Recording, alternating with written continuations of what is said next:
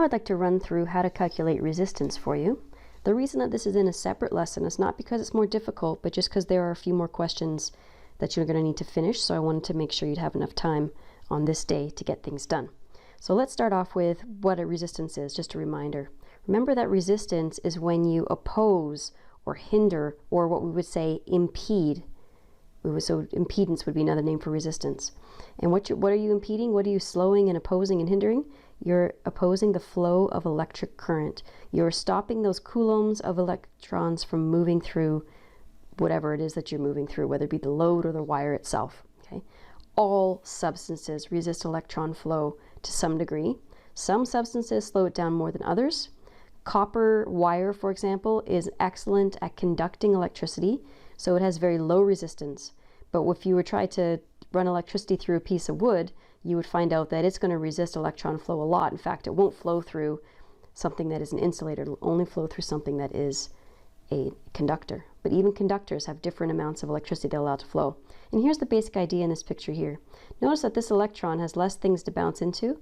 It can actually flow quite quickly and easily without a lot of push power through this particular section because there's less things in the way. Whereas something like this, it'll have a lot of collisions and it'll eventually make its way to the other side, but it's going to take a lot longer after it collides against all of these different molecules here, or atoms that are within the molecule. Okay, so conductors again have very little resistance, but insulators have high resistance. This would be an example of a conductor up here, and this would be an example of a poor conductor or an insulator. And even with an insulator, you may not even get the electrons to travel all the way across. Just a reminder that resistance is measured in ohms, and we use the omega symbol to show that. And we are using an ohm meter in this case to measure it. Ohm meters, just like your voltmeters, are going to be connected in parallel. Okay, let's jump down here. The more resistance something has, the more energy gets gained by the substance. In other words, the energy that's pushing these electrons, some of it gets lost. Every time you push an electron past, some of it gets lost and transferred to the molecules and atoms that are around those electrons. And if that's the case, then there's more energy being gained by the substance. And you can't just hang on to that energy forever. So all the energy that gets gained by each of these molecules here gets radiated out. And usually it's spread out to or radiated out to the surroundings as either heat and or light energy. Now resistors then, because they can remove energy from the circuit, they can actually be used to control the current. So if your current is too high, you can throw a resistor in there and it'll pull the current down. Or if your voltage is too high, you can also change it with a resistor as well in a circuit. In a circuit, the electrons have a higher potential difference as they enter the resistor compared to when they leave the resistor.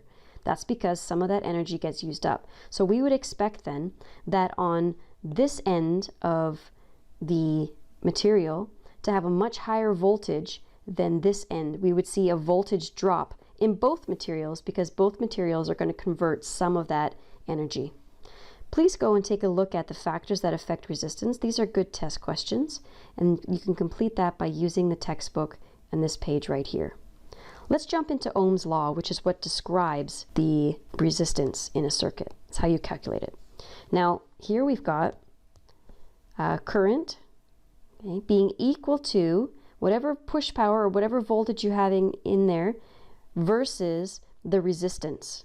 Okay, so the resistance is going to be directly affecting the voltage, and that will directly affect the flow of the electrons through that particular circuit. So we would say then that I equals V over R, or the easier version to remember is that voltage is equal to current times resistance, VIR. Remember that's that version of it, and you should do just fine. So let's run through this example now here at the bottom. So we've got a 3-volt battery, okay? Obviously, that's our voltage. So voltage is equal to 3 volts. We've got a current of 0.1 amps. So we know that our current, or I, is equal to 0.10 amps. And then what is the resistance is our question mark. So we have R equal to question mark. We're going to use our formula here. So we can say V equals IR. Obviously, we need the resistance version of the formula. That means that I'm going to have to divide both sides by the current in order to move things around. So we'll end up with V over I. Do our substitution step quickly. 3 volts, 0.10 amps. And then that will be equal to 30 ohms.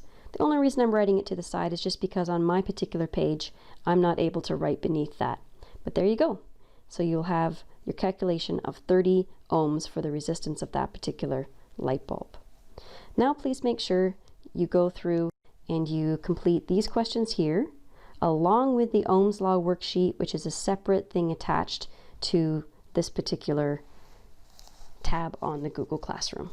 Please remember to add your answers onto the Google quiz so that you can check your work.